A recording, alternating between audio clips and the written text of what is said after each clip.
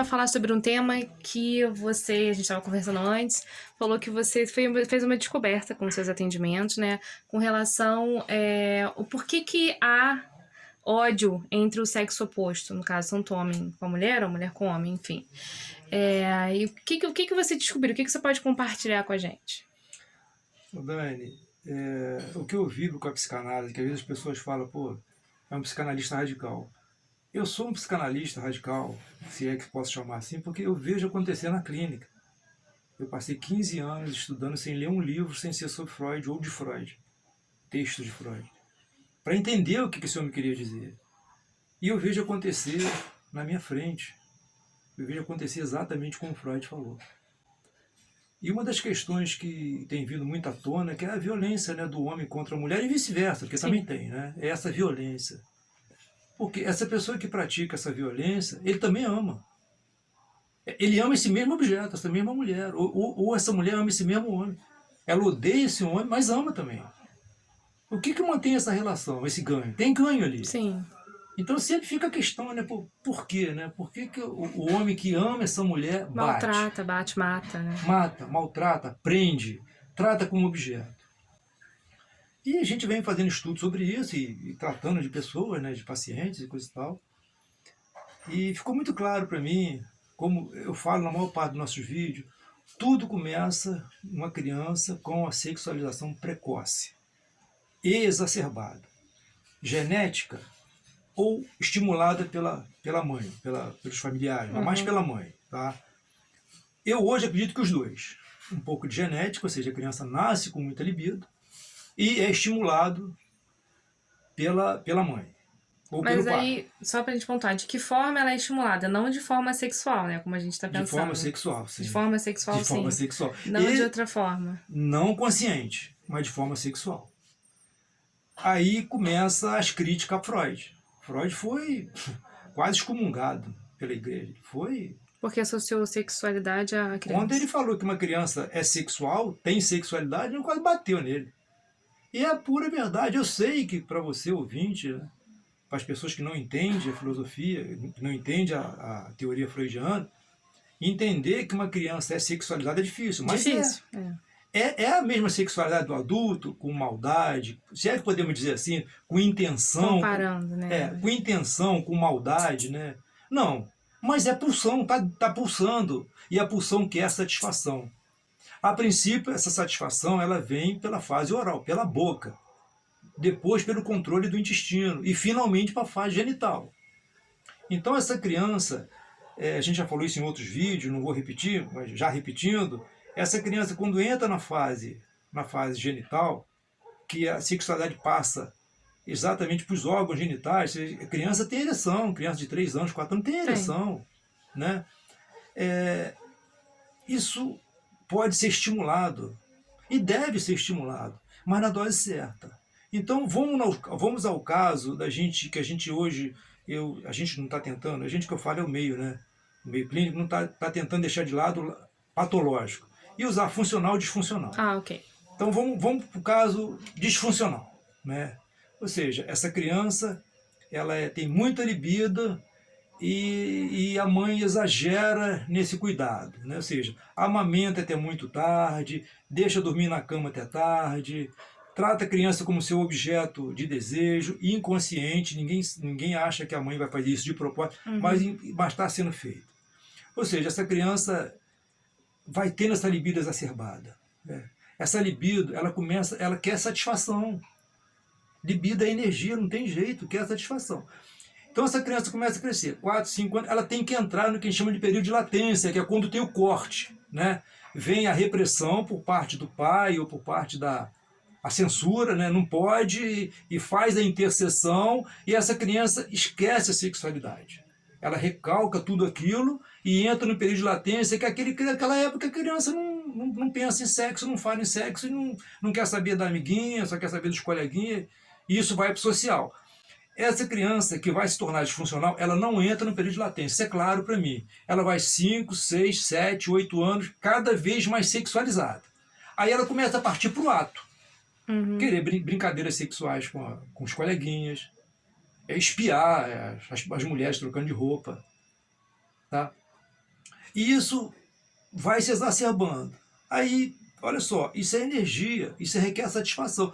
Quando essa criança começa a ter noção que isso não vai acontecer, ou seja, que esse E que o objeto mundo também começa a reprimir, porque uma criança com 5, 6, 7 anos com atitudes assim começa a sofrer repressão. E outra coisa, esse objeto começa a ficar cada vez mais distante dele, porque a mãe também vai deixando de lado, né? Porque já tá grandinho. Ele não consegue ter esse objeto de desejo, nem está muito claro na cabeça dele como é ter esse objeto. Na verdade, é que ele quer esse objeto. Gente, quando a criança quer uma coisa que você toma ou não dá, a criança sente raiva. Sim. Isso é natural. Tu pode ver, uma criança está brincando lá, tu vai lá, uma faca, tu toma, o que ela vai fazer? Raiva, espernear, chorar, gritar. birra. Então a criança começa a sentir raiva, porque esse objeto ele não pode ter. E outra vez, e cada vez menos, né? Porque quanto mais ele cresce, mais as mulheres. Ó. Aí imagina, ele vê aquela mulher, aquela mãe, aquela irmã, aquela colega, aquela vizinha.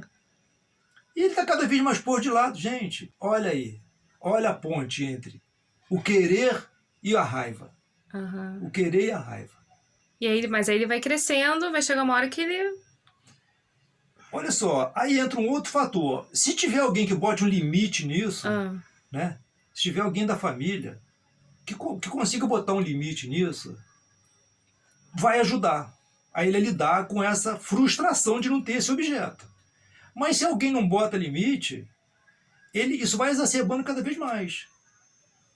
Vai se exacerbando, ou seja, aí ele vai fazer 13, 14 anos, vai ser pior ainda, que ele vai querer as garotas não dão pelota para ele.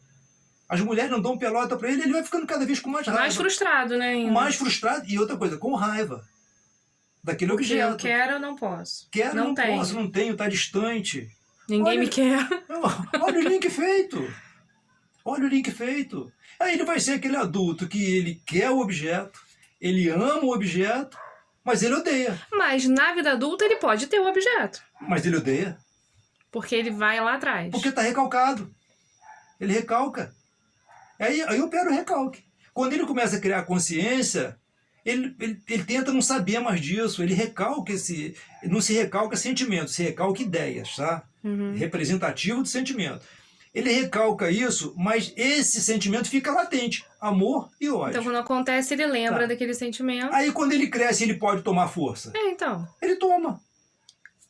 Quem cede a Quem essa... permite. Isso. Em casos piores, ele toma sem permitir. Claro. Agora, por que ele não fez isso quando era criança? Não tinha força, né? Porque não podia, gente. Gente, claro, feito água. Ele não fez isso quando era criança porque ele não tinha força. Ele não tinha poder para isso. Mas é adulto, ele pode. Tem mulheres que cedem a isso, cedem a esse capricho, porque esse cara que odeia, ele ama também, gente. E às vezes ama muito, tá? Quando ele tá amando muito. Mas quando o ódio vem, quando contraria, aí vem crise de ciúme. Então, isso que eu ia falar, como é que esse homem num relacionamento na vida adulta, num relacionamento com uma mulher? Toma a mulher como um objeto. A mulher é um objeto, propriedade dele. Que ele ama. E aí a mulher que não cede, ele fica com raiva. Porque a mulher que cede, ok, vai ser um relacionamento que um domina e o outro é dominado. Ele tem raiva de qualquer maneira. Sério? De qualquer maneira. O raiva dele vai ter alguns gatilhos. Ah, sim. Entendeu? Tipo... Qualquer coisa. Qualquer coisa ele pode ficar... Coisa. É a ambivalência afetiva. Ele ama esse objeto e ele odeia esse objeto. Por isso que um dia ele faz amor, outro dia ele mete a porrada. É lógico que existe uma graduação imensa, Deus do funcional ou disfuncional. Vai ter aquele cara que só tem crise de ciúme, né? Só faz escândalo, briga, grita, né? E vai ter aquele cara que parte para grosseria, né? Controla demais a mulher, e tem aquele cara que bate e aquele cara que mata. Então, essa é a raiz dessas violências que você vê hoje. Agora, o contrário também, tá? Ou seja, tem mulher que ela ama os homens, ela não vive sem homem, mas ela os odeia. Também por questões... Homem não presta. Tu ouve muito. Isso. Homem é cafajeste, homem não vale nada. Matar ela com homem. Mas às vezes também, você falando isso, eu lembrei de uma questão aqui familiar, em que muitas vezes nós mulheres escutamos isso das mulheres mais velhas, quando a gente é criança. E homem não presta. E homem não vale nada. Aí a criança cresce, de repente, naquele universo em que ou os pais não se dão bem, ou algum parente vê aquela briga, e aí toma a dor da mulher, no caso. E aí já começa Fala, ih, realmente, homem não vale nada. Ih. Ô, Dani, mas daí já tem que ter. Porque a criança, quando você fala alguma coisa que não interessa para ela, ela meio Não, que ela. caga. O problema está ali na resolução de pena. Está não entrar no período de latência. Está crescer sexualizada com um objeto que ele não pode ter. Agora, tem uma outra saída para isso, tá? Essa é a saída pela perversão, que a gente já falou aqui também. Já. Agora, ele pode, nesse meio do caminho, sucumbir. Ele pode sucumbir em aceitar que não tem mesmo, esse objeto não é para mim, não tem jeito, sabe? Sucumbir a esse desejo, a essa sexualidade, recalcar isso e crescer um neurótico. Inseguro, imaturo, autoestima lá embaixo, carente. Mas mesmo assim, quando ele se relacionar com uma mulher, ele vai ter momentos agressivos. Não, se ele ou puxar não? para neurose, ele vai ser sempre assim, ele vai ser carente, Uma autoestima pessoa lá baixa embaixo. As características do neurótico nós já falamos. Muito certinho, preocupado com a sequência dos livros. Ou seja, você é um neurótico. Então tem essas duas vertentes. É lógico que o neurótico é menos ofensivo, nós já falamos sobre isso, pra graças a sociedade. Deus, a sociedade É neurótica. Ela é neurótica. Então, isso, gente, é a raiz da onde a gente vê e a pessoa se pergunta, meu Deus, por que esse cara faz isso com essa mulher? Outra coisa, por que essa mulher fica com esse cara? Porque ela tem, primeiro, que ela tem suas carências, né? E segundo, que esse cara que bate, ele é o cara que ama também, ele é o provedor, muitas vezes ele é o provedor. Porque ele, para ter controle, ele tem que prover. Sim. Ele é o provedor. Ele é o cara que ama, mas infelizmente ele traz essa carga no inconsciente. Aí, se você me perguntar, tem jeito? Tem. Análise. Só isso que ele vai conseguir. Para mim, só análise. Procura uma análise, vai para o analista, senta no divã. Para não partir para perversão, né? O cara que tem esse perfil, ele nunca vai ser um neurótico. Você não muda de personalidade. Então, esse cara que tem isso, ele vai tratar, ele vai ter sempre um pé na perversão, tá? Ele vai ser sempre um cara que gosta de espiar, gosta de olhar as mulheres, uma tendência à dominação, às vezes até um pouco ao masoquismo, mas algo aceitável. Algo que seja aceito pelo parceiro, pela parceira. Tá? Ele sempre vai ser um perverso. Só que um perverso tratado, como neurótico. O neurótico nunca vai ser um perverso, mas ele vai ser um neurótico tratado. Então, gente, é muito importante entender isso. Vem essa resposta. Por quê? Por que o cara faz isso? Por que ele ama e ele bate? Por que ele maltrata? Ou ela também, tem mulher que agride o homem também, bate no homem, reclama a vida inteira. Isso aí, gente, vem lá de trás. Vem no que nós já falamos em outros vídeos, né? Só que agora com mais objetividade, explicando por que existe violência contra a mulher e contra o homem neste assunto de relacionamento. Tá? Agora, é claro que a perversão se espraia para outras coisas. Claro. Não fica somente na vida sexual.